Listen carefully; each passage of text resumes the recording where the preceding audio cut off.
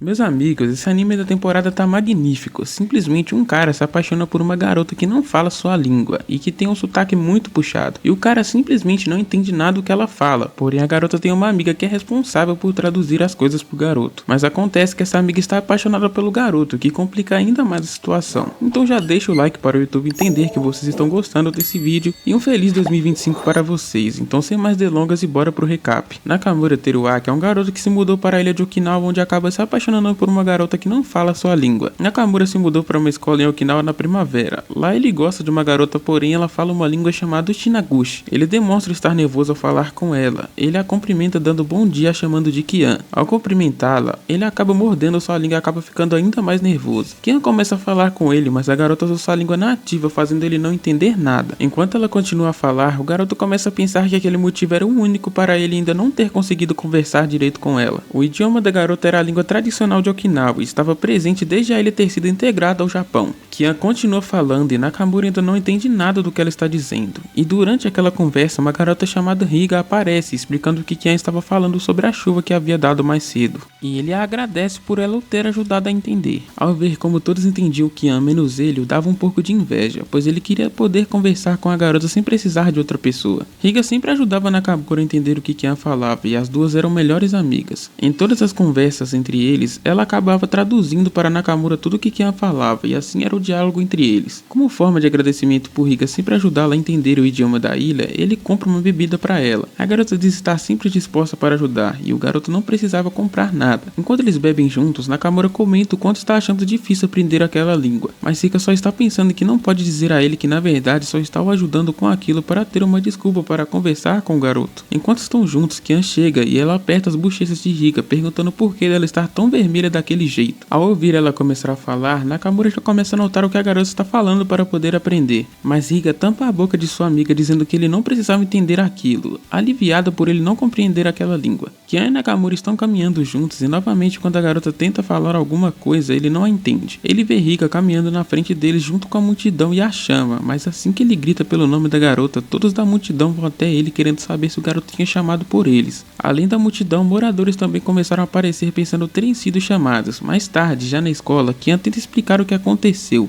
e Riga traduz o que a garota havia dito. Acontece que na ilha Okinawa o sobrenome Riga era muito comum. Nakamura acha que o que aconteceu mais cedo era muito parecido com um filme de zumbi, já que todos se rodearam em volta dele querendo saber se estavam sendo chamados. O garoto compara o sobrenome Riga com o sobrenome Tanaka, já que ambos eram comuns, mas na ilha Okinawa os Tanakas eram na verdade muito raros, o que o deixa surpreso. Com tudo aquilo que aconteceu, ele decide tomar mais cuidado quando for chamar Riga para não causar problemas à garota. Ela diz para si mesma que era apenas ele a chamar pelo seu primeiro nome, mas Nakamura acaba escutando e concordando com a garota, fazendo perceber que falou em voz alta. Kian diz que por o sobrenome de Riga ser muito comum, ele deveria usar o primeiro nome dela, Kana, já que também era muito bonito. A garota fica envergonhada por ter seu nome elogiado e alterna o que Kian havia falado, dizendo somente para ele não usar o primeiro nome dela. No final da tarde, enquanto volta da escola, Nakamura vê Kana em sua frente e novamente quase a chama pelo seu sobrenome. Ele acha vergonhoso chamar uma garota pelo seu primeiro nome, mas era a única forma de chamá-la. E no momento em que ele vai chamar por Kana, Kian aparece atrás dele.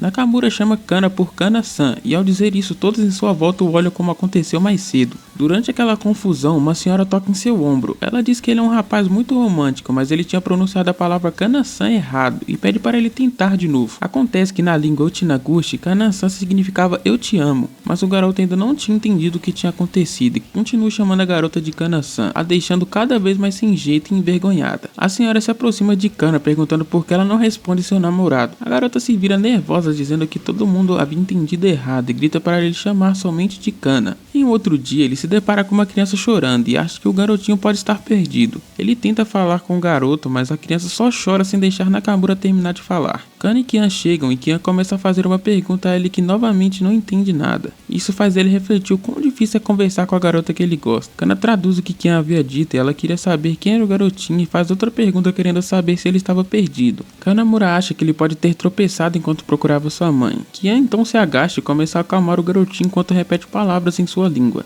Ele pergunta a Kana o que Kian está fazendo e ela responde que aquilo se chama Mabuigumi. Na ilha Okinawa se acredita que quando alguém leva um susto, sua alma pode cair de seu corpo e aquelas palavras o atrariam de volta. A garota havia conseguido acalmar o garotinho, que agora bebia o que Kana havia lhe dado. mas mesmo assim ele se levanta chorando querendo procurar por sua mãe, e novamente Kian o acalma dizendo que a ilha era um lugar pequeno e seria fácil encontrá-la. Ela conta que seus avós diziam que nenhuma palavra pode significar um adeus e que ele iria encontrar a sua mãe. A mãe do garotinho finalmente aparece e ele se vira para Kian dizendo que de tudo que ela falou ele só conseguia entender metade, a deixando desapontada por aquela geração não entender o Tinaguchi. Ela explica de novo ao garotinho e ela diz que os mais velhos nunca diziam adeus e sim até mais tarde, porque enquanto estiverem em uma ilha irão se ver novamente. Os três voltam a caminhar junto e Kian diz algo que é automaticamente traduzido por Kana. Para a garota, o garotinho não parecia querer ir embora. Ao olhar o que estava em sua frente, o garoto se depara com um touro. O dono do animal pede desculpa pelo susto. O garoto pergunta por que afinal ele estava carregando um touro. Kian explica que nos tempos quentes haviam temporadas de tourada e os touros eram levados às praias para poderem praticar.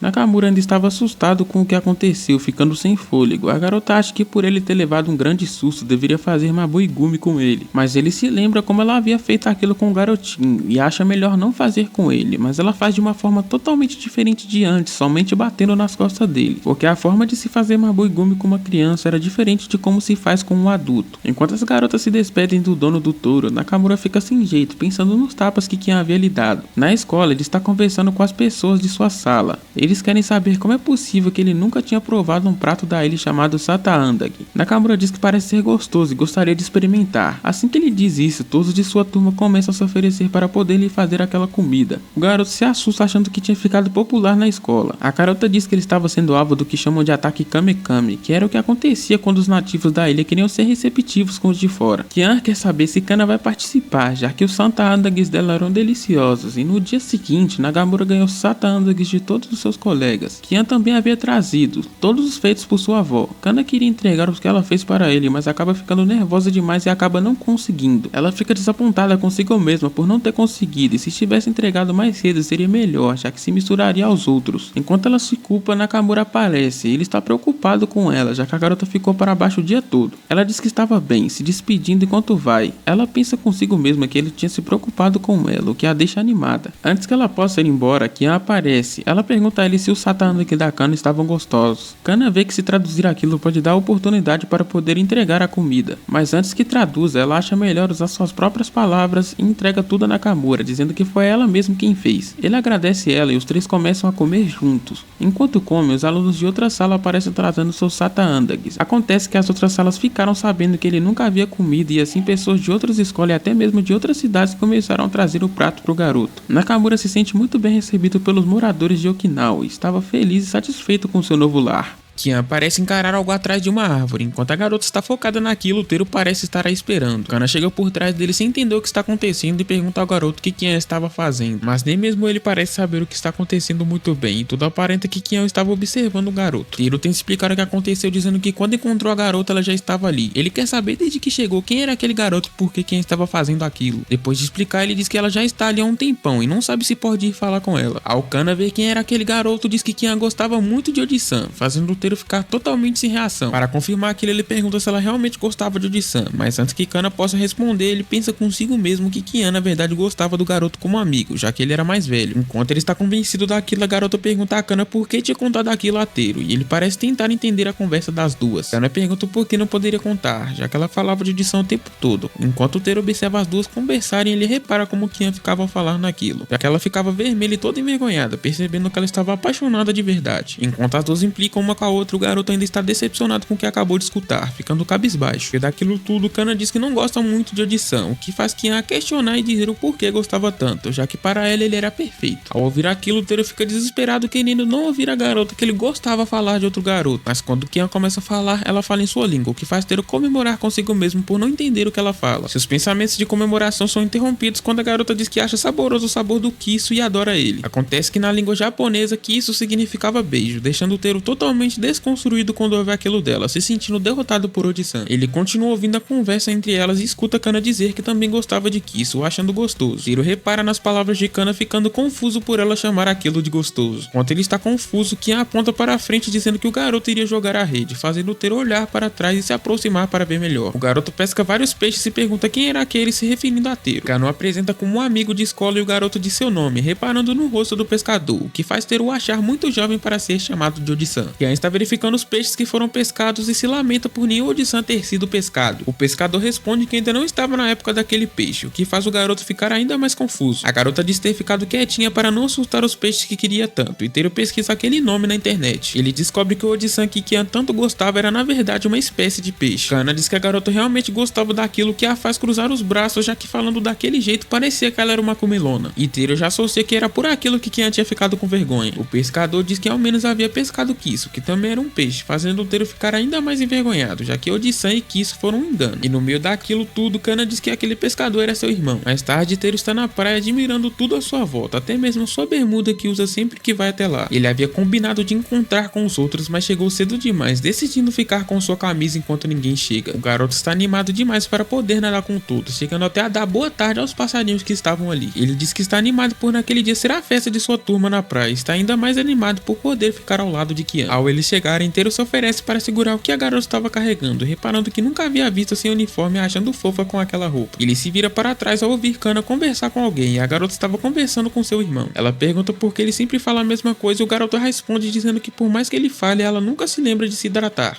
lembrando do que aconteceu em um de seus treinos. Teru segura o guarda-sol que Kana estava segurando, afirmando que ela era organizada e ficaria tudo bem, e eles se despedem do irmão da garota. Depois de montar o lugar onde ficariam, Teru diz que os outros estavam atrasados e não chegaram no horário que combinaram, o que faz Kian dizer que agora o garoto estava no fluxo temporal relaxado de Okinawa. O garoto reconhece o que vai acontecer, já que Kian sempre dava aquelas explicações sobre a ilha, e ela começa a chorar colocando a culpa no horário de Utina. Os okinawanos eram conhecidos por sempre se atrasarem, já que só saíam de casa quando batia o horário marcado. Ainda chorando, a garota diz que por mais que demorem, nunca se atrasam para o trabalho, o que faz ele achar linda por ela falar enquanto chora. Sua língua, ela diz que ele pode odiar o horário de Utina, mas pede para que ele não odeie o lugar. Mas ele não entende nada do que a garota havia dito. Um tempo depois, o resto da turma chega e eles armam suas barraquinhas e começam a comer todos juntos. Um deles diz o que iriam fazer após comer bastante, mas antes que ele possa continuar falando, o Teru acha que vão nadar e começa a tirar a sua blusa. Acontece que o garoto iria dizer que iam contar piadas, fazendo o Teru se vestir de volta. No meio de tudo aquilo, o garoto repara que naquela praia havia mais pessoas idosas do que o normal, mas isso era normal na ilha, já que todos aproveitavam as praias. Enquanto todos ainda estavam juntos, sempre que alguém ia sugestionar algo para fazerem, Teru sempre achava que seria ir para o mar, já que ele ainda tinha esperança de poder ir nadar. Até que quando um deles vai dizer o que vão fazer de novo, Teru acha que finalmente iriam nadar, mas na verdade agora eles iriam embora, o que faz o garoto não entender nada, já que ainda não havia entrado na água. Antes de irem, ele pergunta se os outros não nadam, porque já estavam na praia e parecia um desperdício não entrar no mar, o que os faz cair na gargalhada. Kian diz que o mar era apenas para ser observado, deixando Teru ainda sem entender o porquê daquilo, e dois garotos da sala implicam com ele, querendo saber se o garoto queria mesmo entrar na água. A garota começa a explicar algo em sua língua e Kana traduz o que ela havia dito. Kian explicou que as pessoas não costumavam entrar na água por se sentirem mutia-mutia, mas Teru não entende o que aquilo significa, já que aquela palavra não existia na língua japonesa tradicional, fazendo Kana se sentir envergonhado. Um de seus colegas explica que mutia-mutia pode significar se sentir grudento, também se sentindo um pouco envergonhado por não saber daquilo, assim como outro colega de turma e idosos que estavam por ali. Acontece que as pessoas daquela ilha se sentem muito envergonhadas ao dizerem palavras que não são do dialeto tradicional japonês, que faz todos voltarem cabisbaixos para casa. Outro dia, Kian chama Teru para irem para casa, já que Kana havia ido embora mais cedo, que dá esperança ao garoto para poder falar com ela e até mesmo chamá-la para ir em algum lugar por conta de como o dia estava bonito. Mas assim que ele fala com ela, uma grande tempestade cai fechando todo o céu, e Teru diz que na previsão do tempo não teria chuva naquele dia, e Kian responde que a previsão do tempo naquela ilha era praticamente inútil, até porque a ilha mudava de clima constantemente. Na ilha, aquelas tempestades eram chamadas de katabui, e eram tempestades que só aconteciam em lugares específicos. Enquanto ela se distrai com a chuva, Teru percebe que Kian não havia trazido o guarda-chuva, mas ele sim. Ele começa a imaginar como seria dividir o guarda-chuva com ela, comparando a cena com o que acontecia nos mangás. O garoto interrompe aqueles pensamentos, dizendo que só não quer que ela pegue um resfriado, mas antes que ele possa oferecer seu guarda-chuva, a garota simplesmente sai andando, mesmo com a tempestade estando bem forte. Ele repara em sua volta e vê que todos estão agindo da mesma forma, já que os okinawanos não se incomodavam em se molhar com a chuva. Enquanto eles caminham juntos, Teru ainda está preocupado em Kian pegar um resfriado e tenta lhe oferecer de novo um guarda-chuva, mas assim que ele oferece, a chuva para, e quando ele recolhe o guarda-chuva, a tempestade volta, ficando oscilando o tempo todo. Tudo aquilo faz reclamar de quanto tempo ali muda, e o sol começa a sair, e Chidama era um nome dado quando fazia sol e chovia ao mesmo tempo. E ao isso acontecer, apareciam arco-íris que eram muito comuns na ilha. Assim que aquilo aparece no céu, a chuva volta a cair novamente. Kian aponta para frente dizendo que queria ir logo por conta da chuva. Teru consegue entender o que a garota está dizendo, mas vê o quanto as roupas delas estavam encharcadas. A garota repara em suas roupas e por conta da água e por serem brancas, acabaram ficando transparentes. Ela se vira de costas para o garoto, que insiste que ela use o guarda-chuva, mas por mais que ela fale com ele. Teiro não entende nada e a garota sai correndo, deixando sem entender o que aconteceu e chamando por ela. Em outro dia, na volta para casa, ele se encontra com Kana sentado em um banco enquanto espera Kian. Ele diz o quão é bom poder voltar para casa enquanto vê o mar, e repara no banco onde Rick está sentada, já que foi ali que eles se conheceram na primavera. Kian aparece encharcada de água, fazendo Teira perguntar se ela tropeçou, mas ela não responde a pergunta dele, querendo saber se eles na verdade não tinham se conhecido em uma cerimônia da escola. O garoto diz que não e explica que se conheceram na primavera, quando ele havia chegado na ilha. Quando Teira havia chegado em Okinawa, estava tudo calor, enquanto na sua cidade natal nevava. Ainda sentado no banco, ele se abana com uma revista e algumas crianças estavam ali. O pergunta como que ele tinha aquilo, sendo que seria lançado apenas amanhã. Ele fica confuso, já que aquela revista era atual, mas as crianças não acreditam nele, porque na ilha as coisas atrasavam para poder chegar devido à demora de entrega. Kana chega explicando para eles que ele era de outro lugar, por isso já tinha revista que só seria lançado depois na ilha. As crianças acham tudo aquilo muito injusto e Kana tenta se acalmar, e Teira oferece a sua revista para eles, já que afinal já tinha lido. Enquanto elas leem, Kana pede desculpa pelo que aconteceu e o pergunta se ele havia chegado naquele dia. Teira responde que não foi nada de ser chegado no voo da manhã. Ela quer saber o que ele veio fazer ali. A razão pelo garoto ter viajado até lá era porque queria ver o mar e poder nadar. Enquanto eles conversam, o boné de Kana voa com o vento e ela corre para poder pegá-lo, mas Teiro passa em sua frente e se joga na água, conseguindo pegar o boné da garota. Ela o agradece por ter pego de volta para ela e uma das crianças diz que Kana não sabia nadar, o que faz a garota mandar ele ficar quieto. Ele assume que também não sabe o que o fez ficar com um pouco de medo, e ao ver que o garoto foi até o mar com medo por ela, faz Kana se apaixonar. E foi assim que os dois se conheceram. E ao ouvir toda aquela história, Kian se ajoelha no chão, os deixando assustados. Ela começa a chorar ao saber que poderia ler a revista que gostam de antes, o que faz eles ficarem aliviados por esse ser o motivo.